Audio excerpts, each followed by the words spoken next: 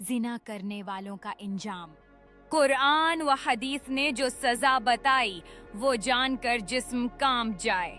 क्या आप जानते हैं कि जिना सिर्फ एक गुनाह नहीं बल्कि ऐसी लानत है जिसकी सजा दुनिया में भी सख्त है और आखिरत में भी जहन्नम की आग।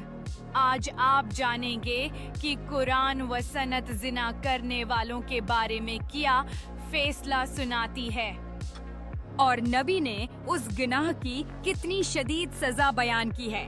दोस्तों, आज हम बात करेंगे एक ऐसे गुनाह की जो बज़ाहिर लम्हाती ख्वाहिश पूरी करता है मगर इंसान को हमेशा के लिए जिल्लत, अजाब और जहन्नम के दरवाजे पर ला खड़ा करता है।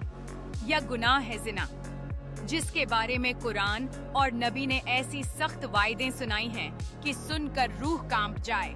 अल्लाह ताली सूरत अल-नूर आयत 2 में फरमाते हैं, नाल ज़ानियतु व ज़ानी फजलिदु कुल्ल वाहिदिन मिनहुमा मियात जल्दा, यानी जिना करने वाली औरत और जिना करने वाले मर्द दोनों को 100 कोड़े मारो।